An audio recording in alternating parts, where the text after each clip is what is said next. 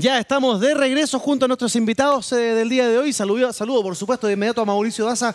Buenas noches, amigo mío, ¿cómo está usted? Hoy tenemos muchísimo para conversar en el programa. Así es, buenas noches, gracias por acompañarnos en este nuevo episodio de Tiempos Violentos. Vamos a hablar de esta banda de los Piratas del Sur, que realizaban además un conjunto de delitos con ayuda supuesta de Carabineros. Vamos a ver si es así. La seguridad del presidente, esta polémica entre la tercera, el presidente. ¿Hubo un despliegue especial o no de fuerzas policiales para la concurrida visita del presidente de la República al Estadio Santa Laura el último fin de semana? De esto además y mucho más, y sobre todo también, ¿por qué Jaime Orpiz hoy día, en este momento, está en libertad después de haber sido condenado por delitos reiterados de fraude al fisco y cohecho? Bueno, eso también lo vamos a explicar. Así que, perdón. No, nada. Perdón, nos Mauricio. acompañan. Perdón, Mauricio. Sobre todo con nuestros invitados. Oye, conversábamos con la Pauli Toro de CIPER al comienzo del programa, y respecto de esa conversación le pido 10 segundos a nuestros invitados e invitados de esta noche. Comenzamos con la vicepresidenta del PPD, Paz Suárez. Paz, buenas noches, gracias por acompañarnos. 10 segundos para ti. Bueno, nos deja de impresionar en la cantidad de detalles del caso Relojes, ¿no? Que esto, a pesar de ser un delito, para mí también tiene que ver con una actitud flight de parte de gente empoderada económicamente. Perfecto, y además te agradezco, Paz, que estés con nosotros hoy día, siendo que estás ahí con eso, resfriada, así que haciendo un esfuerzo. Muchísimas gracias.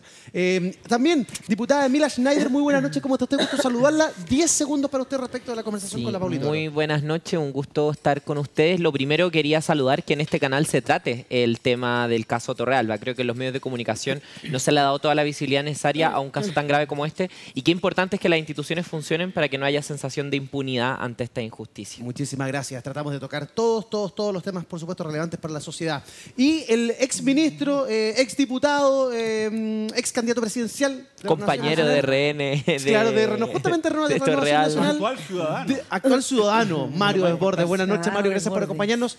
10 segundos para ti. Podrían ser 30 también, pero dejémoslo en 10. Dividámoslo en dos cosas. Primero, ojalá algún día que se haga un reportaje y se tome conciencia de la cantidad de delincuentes que exportamos. Somos muy críticos de los migrantes hacia acá. Miremos hacia afuera. Y dos, el caso Torrealba tiene que aclararse y salir a la luz todo. Todo. Tengo un invitado a la espera, pero Mario Desbordes, hoy día te quiero preguntar porque lo de la arista respecto de financiamiento a campañas políticas del 2017 en torno a Vitacura es algo que, por supuesto, quiero aclarar también, aprovechar la presencia tuya en el programa el día de hoy.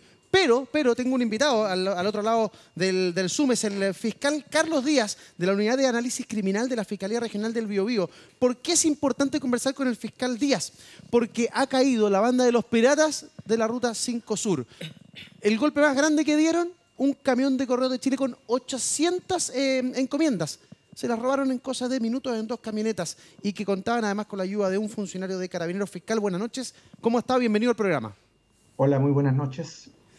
Fiscal, gracias por estar con nosotros. Veíamos ahí en pantalla el titular justamente de Radio Biobío, que ha investigado esta información y que da cuenta de cómo a través de pinchazos telefónicos la Fiscalía se da cuenta que hay un funcionario de Carabineros prestándole apoyo a esta banda. Cuénteme un poco respecto de esta investigación que llevan adelante a cabo con tanto éxito. Bien, efectivamente, nosotros tenemos un problema bastante recurrente en esta zona del país, consistente en robos que afectan a camiones que transitan por la Ruta 5 Sur.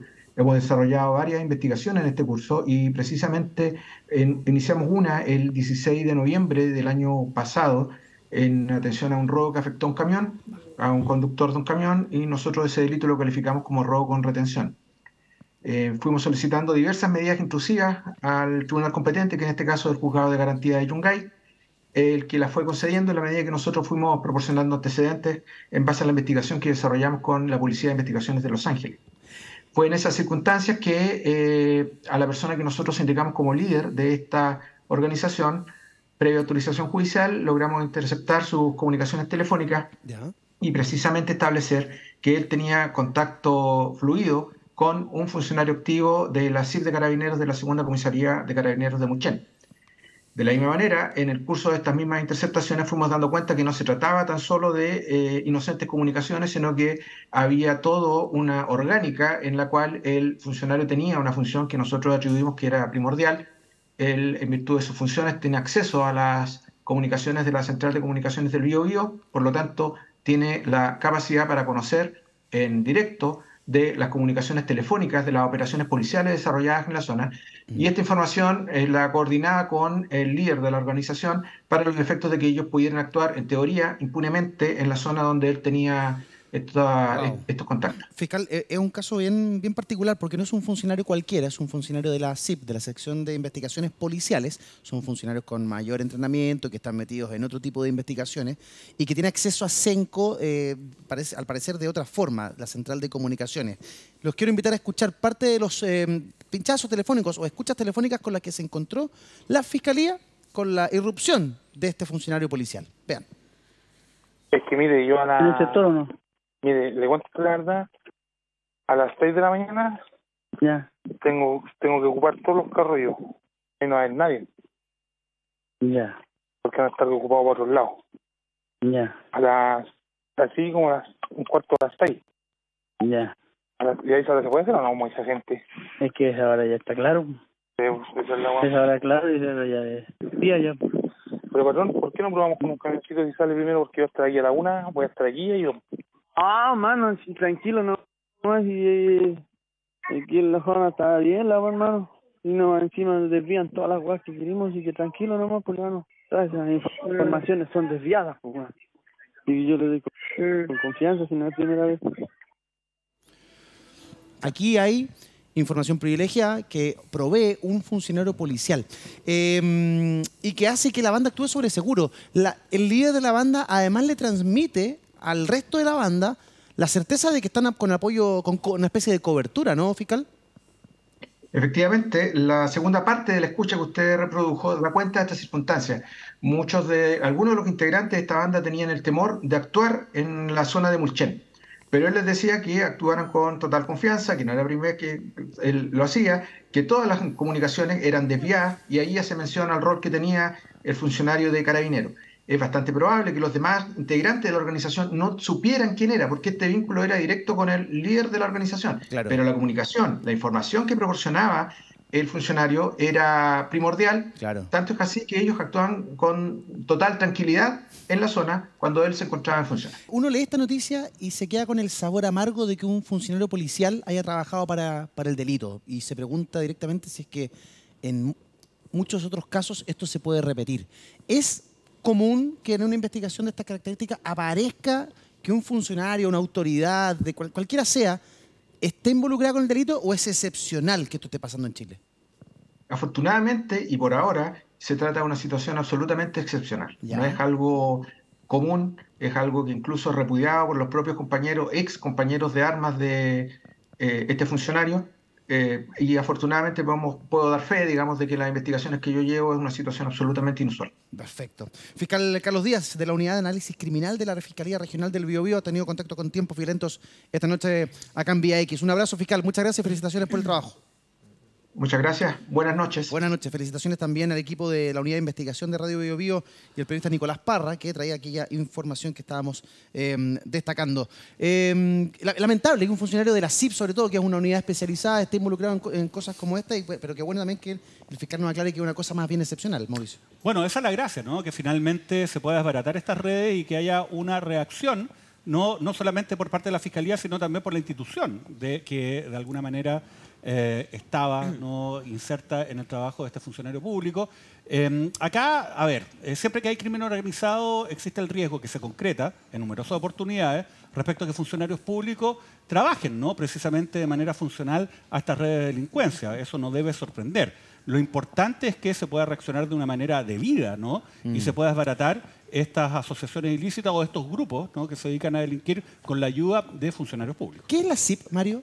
¿Tú fuiste carabinero? Sección de Investigación Policial. Ya, son funcionarios que tienen más entrenamiento, que hacen Era otras la cosas. Comisión Civil antigua, se le cambió el nombre por CIP, se reforzó con gente que se preparó de manera más técnica y es la que se dedica a la investigación debe ser el 70% de las órdenes judiciales que tienen que ver con delitos menores e intermedios. La PDI generalmente diligencia las más complejas, las órdenes de investigar más complejas.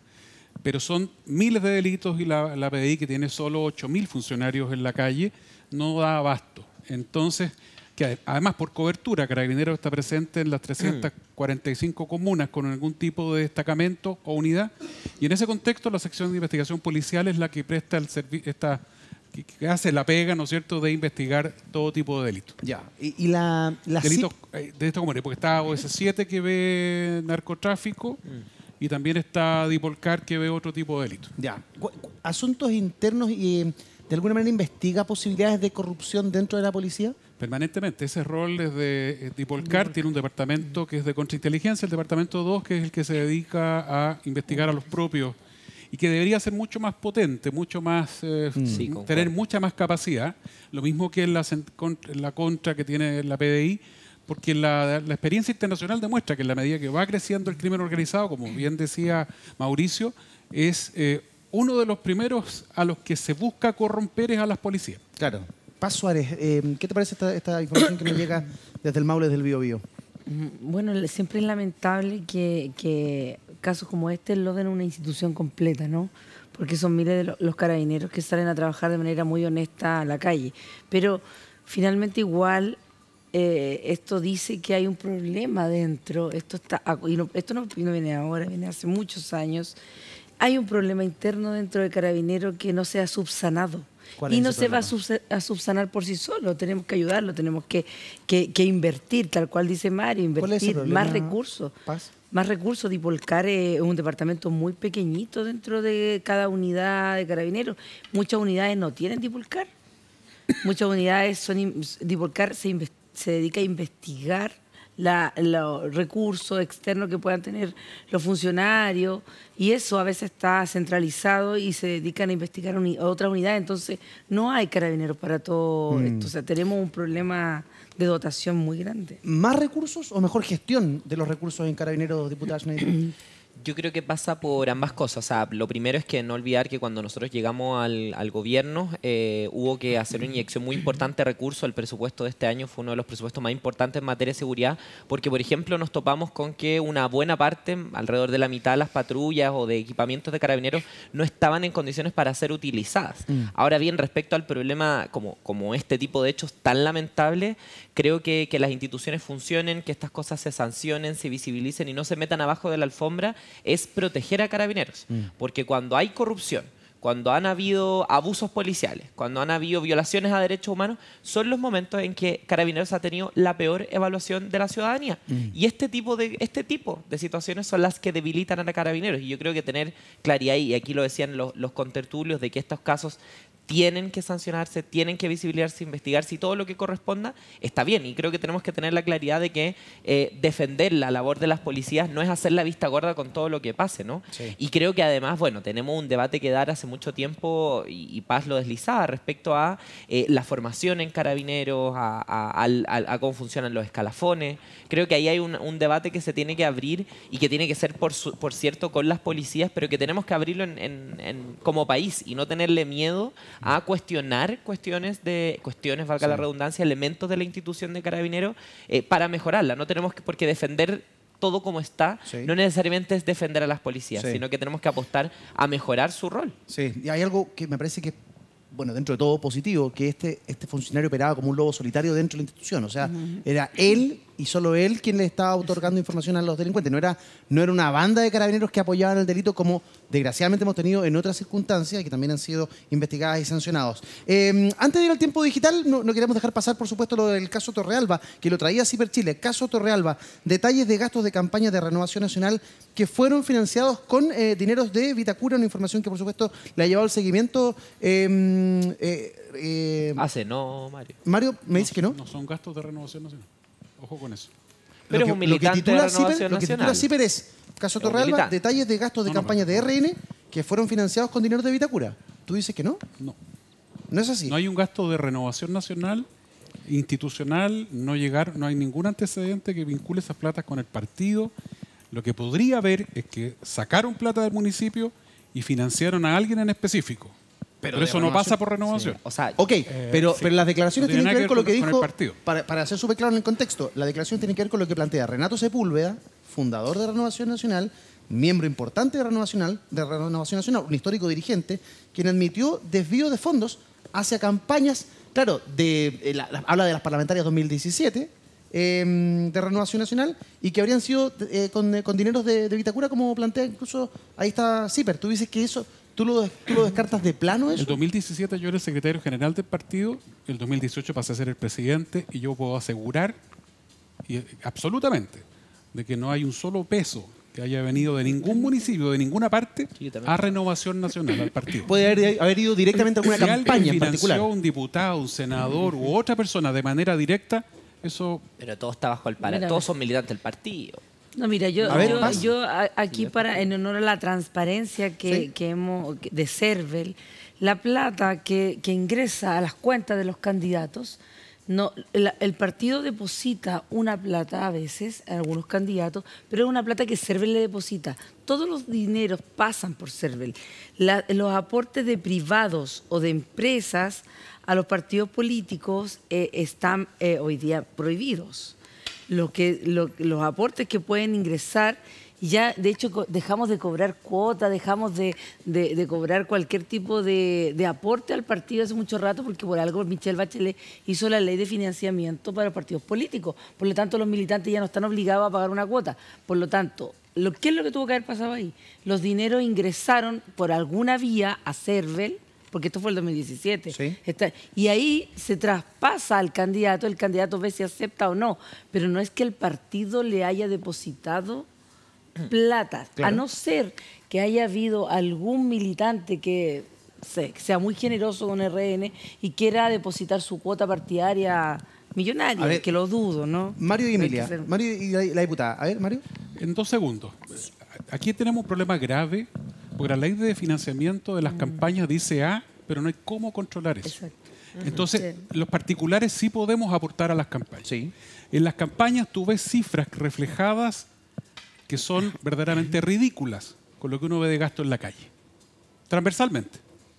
No todos los candidatos, algunos, una minoría. Es una minoría. La gran mayoría con las patas y el buche haciendo campaña.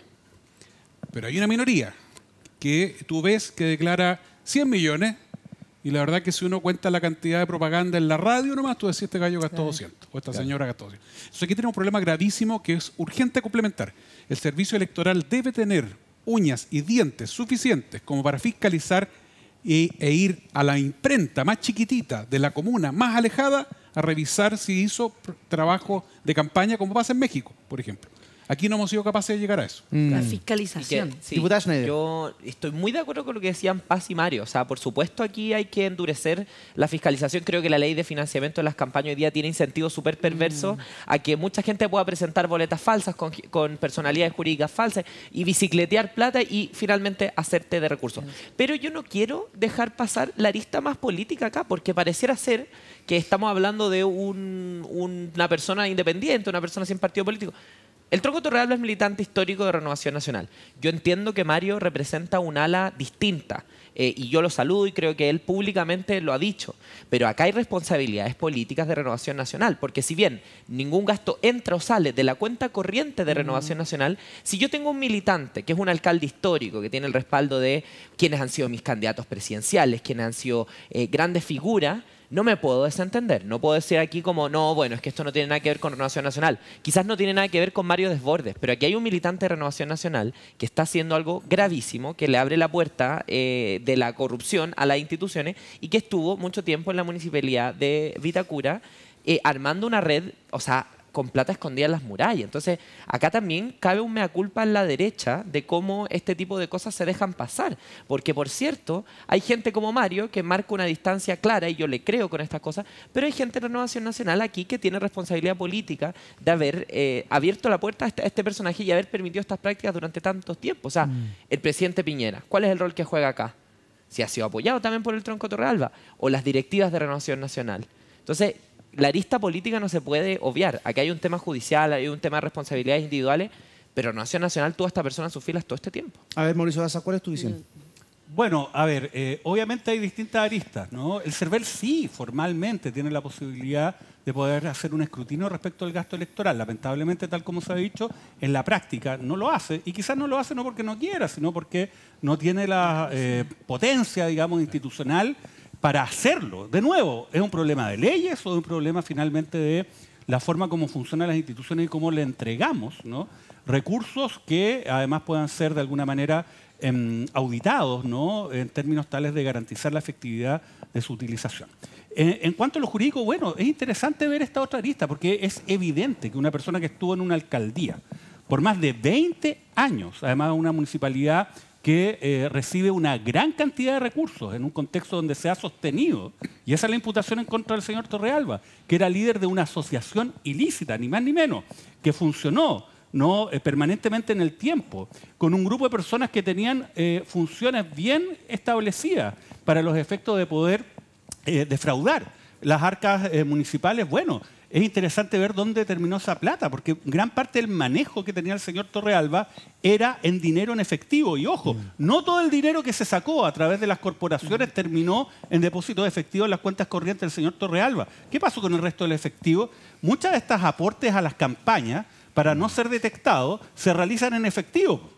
Obviamente, oiga, ¿sabe qué? Ya, tengo acá 10 millones, entonces contratemos, ¿no?, la imprenta de unos panfletos, de unos trípticos. Bueno, eso está absolutamente fuera del control posible en la práctica del CERVEL. Entonces hay que ver dónde va el dinero y esta causa yo creo que se va a transformar necesariamente en una nueva causa de financiamiento ilegal de la política. Entonces no solamente investiguemos la trama para sacar el dinero, sino dónde llegó finalmente. Ojo, lo mismo con los famosos relojes. Acá todo el mundo habla de Paribet, que, oye, está ahí al final de esta estructura. Oye, pero ¿por qué no hablamos de la gente que compraba estos relojes? Podemos encontrar muchas y grandes sorpresas. Y ojo, el delito de receptación también se vincula a las personas que, a sabienda o pudiendo saber, compra estos relojes. Entonces, veamos finalmente dónde nos lleva el dinero en estas causas. A propósito de relojes, aquí comienza Tiempo Digital.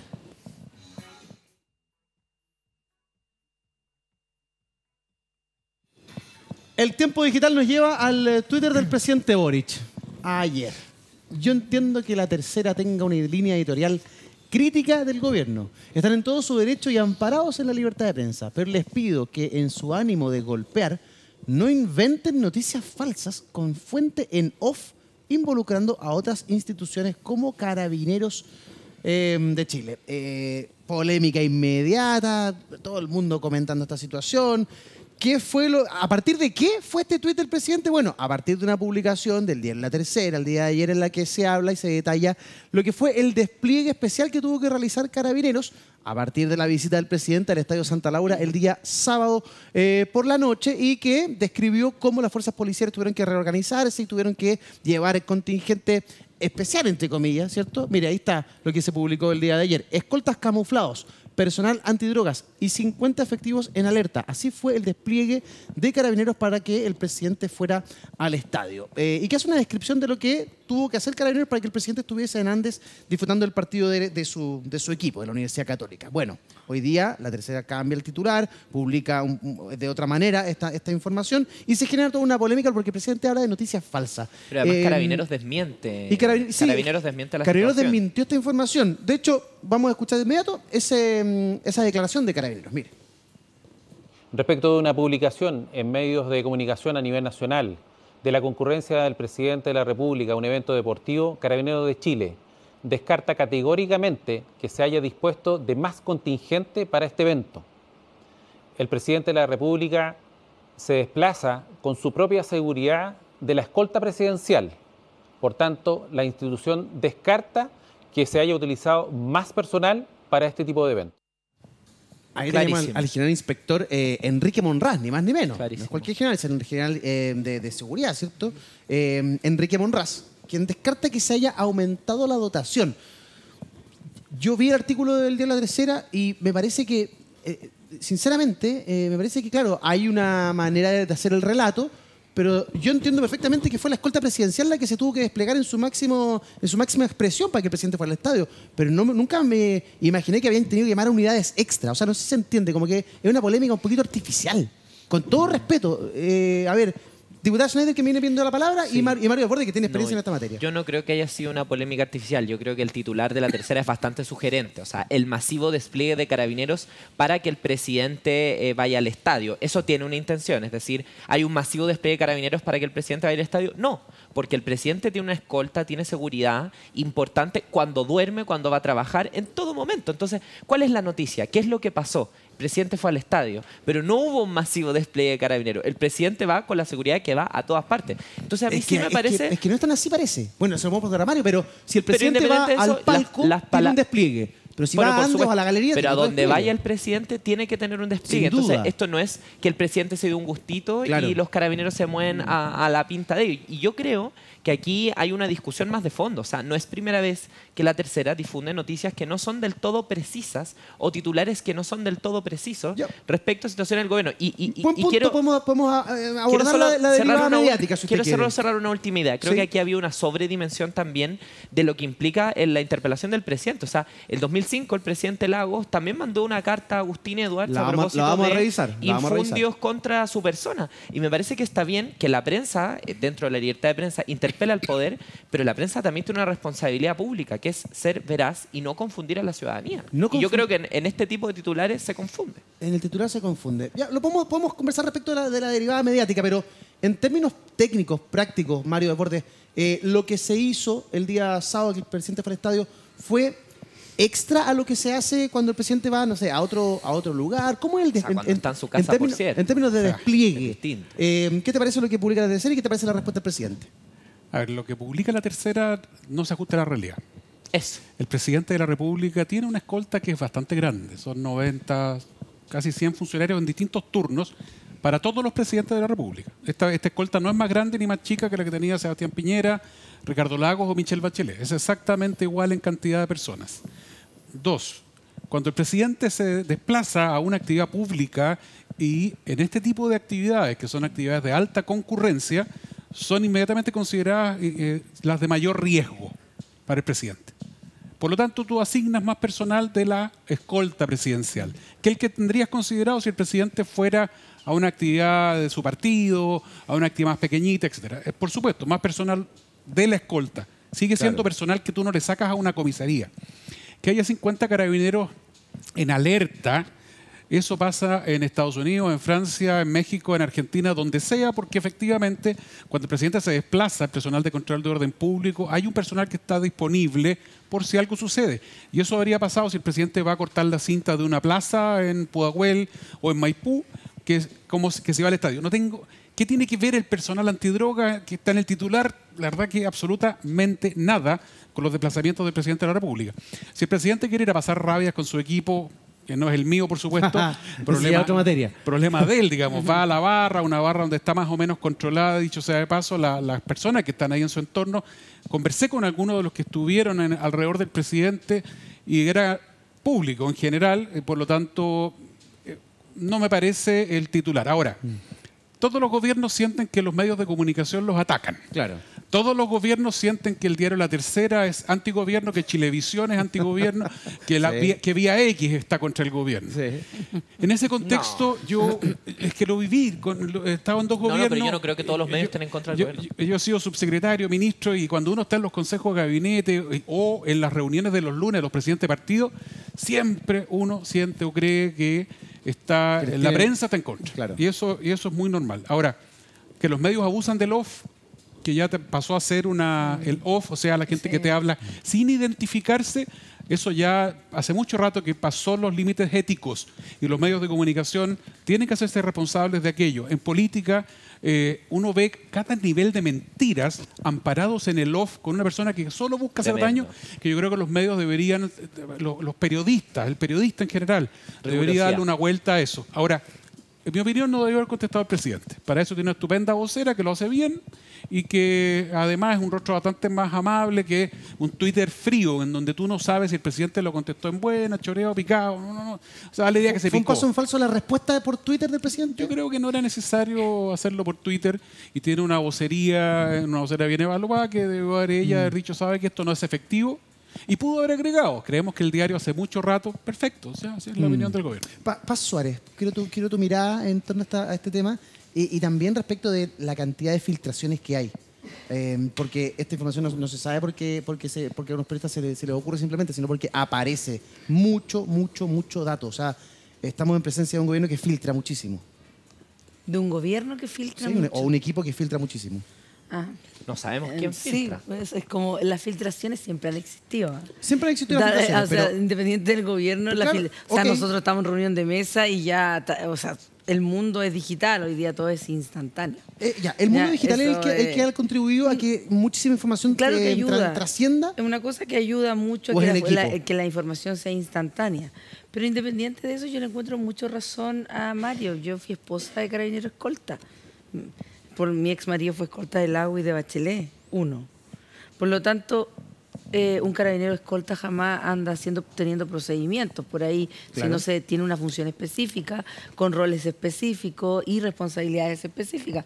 Por lo tanto, yo le pondría más ojo a la cantidad de dotación de carabineros que le entregan a los conciertos de música y eso es que realmente daña a la ciudadanía. ¿Es normal que un general y un coronel vayan al estadio cuando el presidente va al estadio? ¿Qué fue lo que pasó el día Ellos sábado? son jefes, ellos pueden hacer lo que quieren. El jefe en general, el coronel, ellos están para dirigir por lo general, nunca están sobre una moto No, sacando no es operativo. partes y todo. Es parte del rol que tiene el pensar una estrategia de seguridad, ¿no?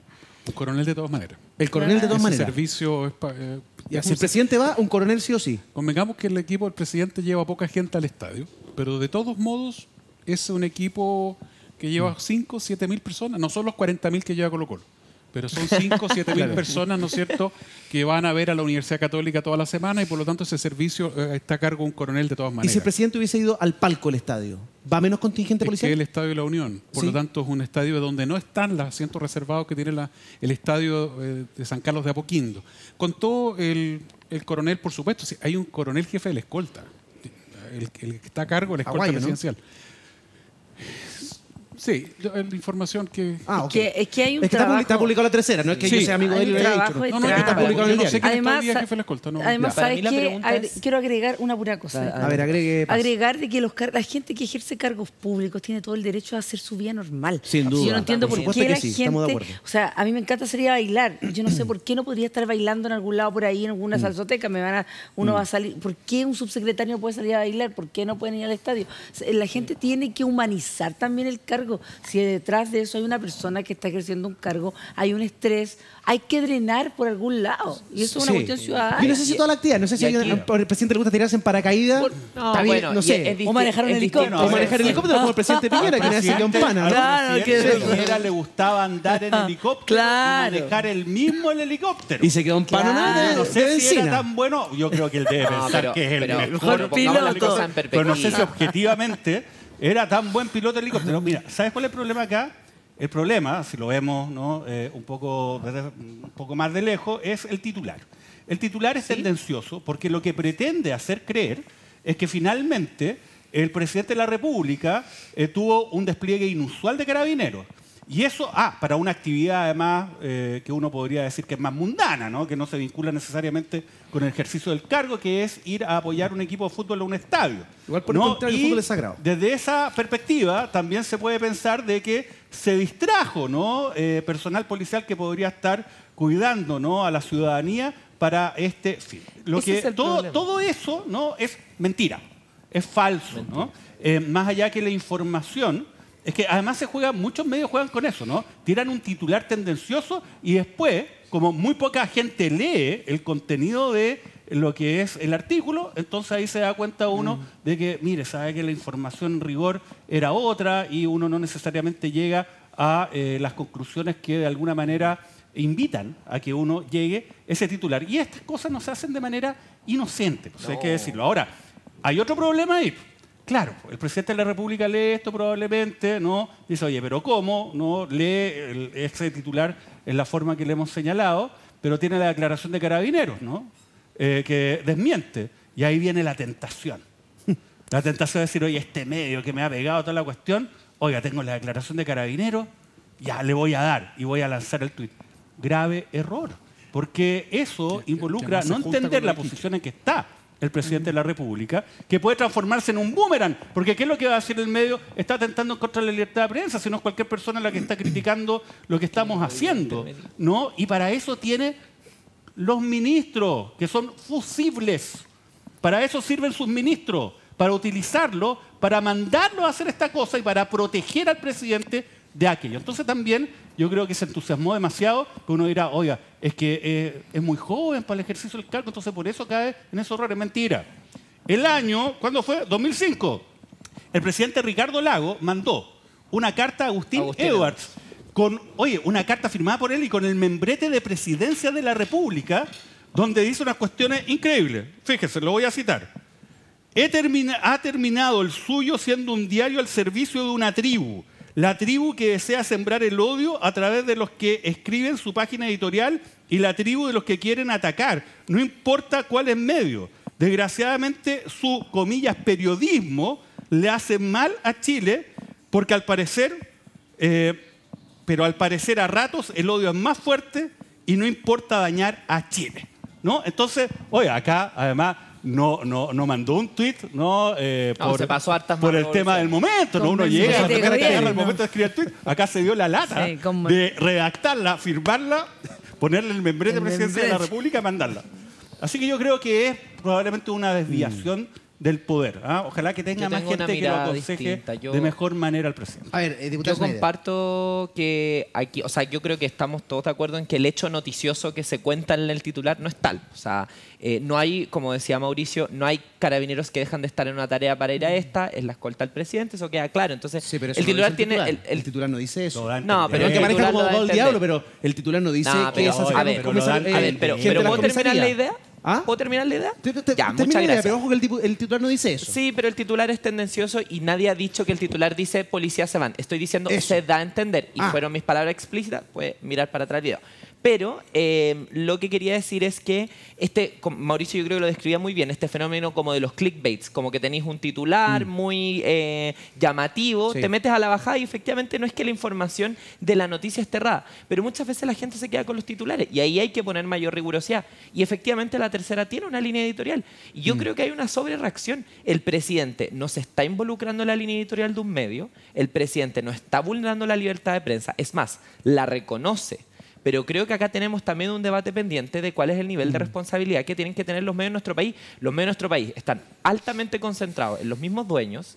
No hay ningún tipo de regulación para este tipo de noticias falsas que hoy día están proliferando. Yo no creo que haya que aplicar censura previa en ningún caso a los medios de comunicación. Pero sí creo que tenemos que discutir cómo se desconcentran para que no hayan tantas visiones, no hayan visiones de la sociedad sobre representadas. Y ahí yo hago eco de las palabras del presidente Ricardo Lagos. Efectivamente, creo que hay medios en nuestro país, el Mercurio, la Tercera, que tienen un nivel de capacidad de marcar la pauta, de abarcar la pauta, tremendo y que están concentrados en solamente un sector de la visión del país.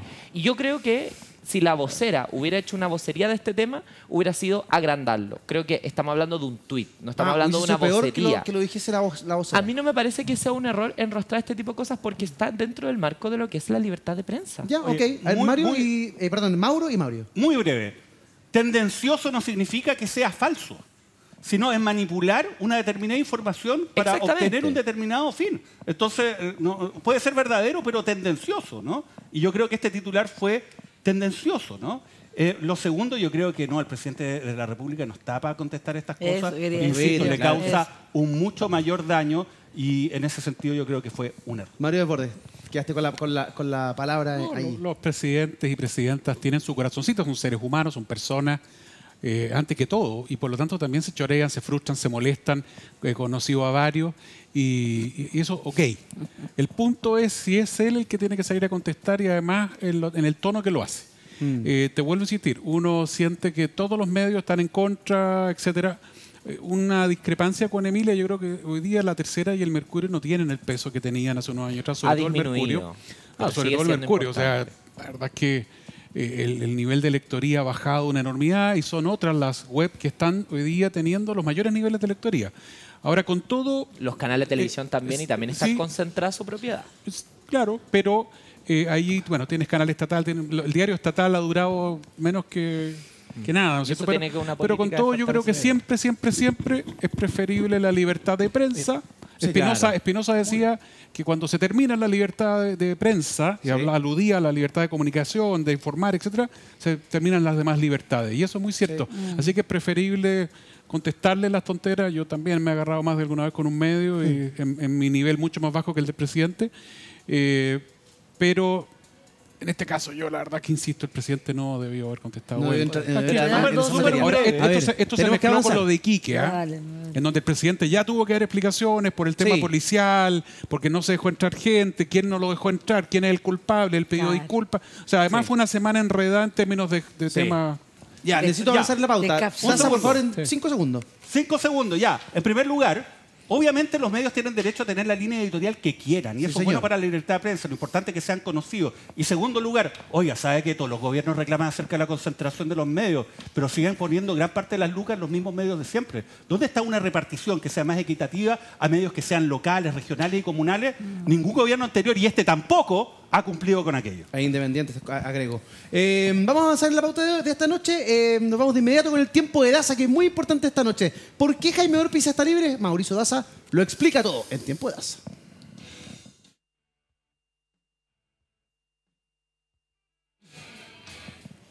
Muy bien, bueno, Tiempo de Daza. Se trata de una causa que yo conozco muy bien porque fui querellante en el caso Corpesca. Y finalmente se logró algo bastante inusual, que fue obtener la condena respecto de un senador o ex senador por no solamente delitos reiterados de fraude al fisco, sino también de cohecho. Pero por sobre todo, y eso no ha pasado, digamos, con la relevancia que debiese, obtuvimos una condena en contra de Corpesca, persona jurídica, por delitos de cohecho, ¿no? La responsabilidad de la persona jurídica, que no es nada menor. Acá lo que ha ocurrido es que Jaime Orpiz estaba cumpliendo la pena en cárcel porque fue condenado a una pena superior a 5 años y un día y no reunía los requisitos que establece la ley para que lo cumpliera en el medio libre. Entonces se fue preso, estaba cumpliendo la pena en Capitán Llave. Y el asunto es que el día de hoy él ha salido en libertad condicional porque la Corte de Apelaciones acogió un recurso que se presentó en contra de la decisión que había adoptado un comité que revisa las solicitudes de libertad provisional y que le había negado esta posibilidad a Jaime Orpiz. Ahora, ¿por qué Jaime Orpiz está en libertad? Porque se consideró por parte de la justicia algo bien sencillo, que ha cumplido con los requisitos establecidos por la ley para que precisamente se dé esta situación. ¿Y cuáles son los requisitos en términos generales? En primer lugar, debe haber cumplido más de la mitad de su pena preso, ¿no? Efectivamente en privación de libertad. El segundo requisito es haber observado una conducta intachable durante el periodo en que ha estado privado de libertad. Y en tercer lugar, tener un informe de postulación psicosocial que es elaborado, una evaluación psicosocial que es elaborado por parte de Gendarmería de Chile. Ahora, ¿qué es lo que ocurrió? Acá hubo un informe que fue negativo, que no recomendaba entregar este beneficio a Jaime Orpiz, pero este informe no es vinculante para aquella comisión que se reúne en los meses de abril y octubre, que está integrado por un ministro de Corte de Apelaciones y por jueces de garantía y de Tribunal Oral en lo Penal, que revisan estos antecedentes y hacen una revisión que es bastante integral para establecer si es que corresponde o no. Y en este caso se decidió de que aquello correspondía, no por parte no de este comité, sino de precisamente la Corte de Apelaciones en un recurso de amparo que fue acogido el día de hoy. La verdad que en general, más allá de que uno pueda considerar que este es un caso grave, más allá de considerar el argumento que se esgrime muchas veces y con justicia, que cierto tipo de delitos que son cometidos por un segmento de personas en nuestra sociedad en general no son sancionados y cuando lo son, no son castigados de la forma en que es castigado el resto de los delitos por los cuales deben cumplir el resto de las personas en nuestra sociedad. Yo creo en lo personal, y lo digo como abogado querellante de este caso, de que si la justicia ha establecido que se han cumplido los requisitos, corresponde darle la libertad condicional a Jaime Orpiz. En un contexto en el cual, además, se debe señalar que el número de reincidencia de personas que terminan sus condenas en libertad condicional es mucho más bajo que el número de reincidencia de las personas que terminan sus condenas cumpliendo la totalidad de la pena en privación total de libertad efectiva. Entonces, yo creo que acá, más que buscar venganza, hay que buscar justicia y si es que este beneficio se aplica de una igual forma al resto de las personas que están cumpliendo una condena, entonces también corresponde que esto se aplique a Jaime Orpiz. El abogado de Jaime Orpiz Paz, Alejandro Espinosa, señaló que se restablece el imperio del derecho. Creo importante destacar la injusticia que ha significado que Orpiz haya sido el único político en Chile que terminó en la cárcel por el financiamiento ilegal de la política. Fue además el primer político de nuestro país en ser condenado a cárcel efectiva por delitos de corrupción. El ex senador de la UDI, Jaime Orpiz. ¿Qué te parece que se haya decretado su libertad? Mira, yo creo que faltaron muchos más detenidos. Yo creo que él fue el único, pero hay casos que terminaron en clases de ética y ellos debieron haber cumplido pena efectiva. El problema en este país es que no hay pena efectiva. En nada. O sea, aquí cualquiera roba, cualquiera mata, cualquiera asesina, hay crimen organizado, todos terminan con firma. Y la sensación de impunidad, la sensación de que no hay justicia, la tiene la gente en su casa. Por lo tanto, a mí me parece que dentro de los términos legales el tipo puede estar, digamos, en lo correcto, la ley, pero a mí me parece de que deberían en los cuellos de los delitos de cuello y corbata tener cárcel efectiva, de lo contrario esto va a ser un círculo vicioso. Con la nueva ley que viene a subsanar un poco esa situación, ¿no? Yo, o sea, recientemente, algo que me parece una muy buena noticia, aprobamos en el Congreso con el impulso del gobierno, una moción que venía también de algunos parlamentarios, una ley que endurece las penas y la investigación a efectivamente los delitos de cuello y corbata y además consagra los delitos contra el medio ambiente. Y yo creo que eso es algo muy necesario porque las instituciones se debilitan cuando la gente tiene la sensación de que nadie paga. Y yo estoy de acuerdo con Paz de que aquí hay problemas en los tribunales, y muchos problemas que llevan a la ciudadanía a tener una sensación de impunidad. Pero ojo, no es que todos queden libres. Yo creo que hay una distinción muy grande entre un delincuente común que robó un asalto, qué sé yo, porque la cárcel está llena de esos. Está llena de cabros que estaban en una población y no tenían otra opción, pero de los ricos que roban para ser más ricos, de los delincuentes cuello y corbata, esos son los que terminan con clase de ética, no el delincuente común. Por cierto que hay impunidad en otros delitos, ¿no? Pero creo que ahí hay que hacer un esfuerzo y yo creo que concuerdo con lo que decía Paz. O sea, Jaime Orpiz pareciera ser un chivo expiatorio de todo un sistema político que, no olvidemos, o sea, lo de la ley de pesca era llamada ley Longueira. Yo no estoy diciendo cárcel para Longueira, pero hay muchas más personas involucradas en que usar su cargo público, la confianza que te da la ciudadanía, el poder de decisión para intereses particulares, para intereses de algunas empresas. Y eso es contrario al ejercicio de la función pública y creo que debilita todo el sistema político, todo el sistema democrático. O sea, si hoy día estamos en una crisis institucional, también tiene que ver con esto. Sí. En el caso de la ley de cuello y corbata, ¿cierto? Denominada de cuello y corbata, también hay una cierta satisfacción, Mario, porque tú empujaste fuertemente aquella ley y que hoy día se transforma en realidad cuando tú ya no eres parte del Congreso. Soy uno de los mocionantes, uno de los parlamentarios que firmó ese proyecto por allá por enero de 2020. Fue, entre comillas, transversal. Yo soy el único centro derecha que la firmó. Después está Matías Walker, está el diputado Boris Barrera, Raúl Celia. Hay varios otros parlamentarios en ese minuto.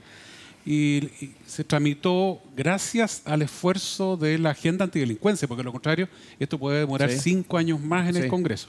Ahora, creo y estoy orgulloso de ese proyecto y de una serie de otros proyectos que me tocó apoyar, pero creo que falta mucho todavía y quiero ser súper categórico. Si comparamos nuestra legislación con la legislación estándar OCDE en otros países que son miembros de la OCDE, en Europa, en Estados Unidos, muchos delitos en Chile, si bien es cierto, no queda con clases de ética, sí la pena asignada es muy baja. Hace poco se me fueron al cuello porque yo dije que quizás en Europa los gerentes de ISAPRE, que cobraron de más en contra de un fallo del Tribunal Constitucional, en contra de fallos anuales de las Cortes de Apelaciones, pudieran haber estado en privados de libertad, y yo creo que era lo correcto. Si desafiaron a la ley. Se me fueron al cuello por eso, pero la verdad es que en Estados Unidos, en Europa, yo no sé si un gerente de una empresa privada que siguió cobrando contumaz, porfiado, se la lleva gratis. Se la lleva gratis. Y que ahora tengan la desfachatez de culpar al gobierno, culpar al Estado de un problema que se provocaron ellos. O sea, es que es muy tremendo. Es verdad, pero volvamos al punto. Daza. Hay dos cosas. La verdad es que, bueno, a ver, efectivamente la impunidad, ¿no?, campante en materia de corrupción respecto sobre todo de aquellos hechos que fueron revelados con las querellas que presentamos con Fundación Ciudadanía Inteligente, el caso Penta, el caso SQM, lo que había ocurrido además con la Asociación de Productores Industriales Pesqueros del Biobío, entre otros. Bueno, toda esa impunidad no puede desvalorar que en este caso sí se haya hecho justicia. Entonces, la verdad que no podemos empezar a nivelar hacia abajo, decir, oye, es que a todos estos quedaron libres, entonces es injusto que Orpi haya quedado, digamos, condenado. No, porque es injusto que los otros hayan quedado libres, no que Orpi sea condenado, y eso hay que valorarlo, ¿no? Y respecto a la legislación, yo también me permito derechamente recordar a alguien que luchó incansablemente para que se estableciera el delito ambiental en Chile, que era el ex senador Antonio Horvath. Hoy día se cumplen 5 años desde que falleció y la verdad que también es un homenaje a los intentos de él y un grupo grande de gente que transversalmente, él fue senador de Renovación Nacional, trabajó para esto y yo también tuve el honor de poder trabajar en ese esfuerzo que hoy día finalmente se concreta. Muy bien, Mauro. Bien dicho. Hacemos una pausa, regresamos de inmediato con más Tiempos Violentos. No se vayan.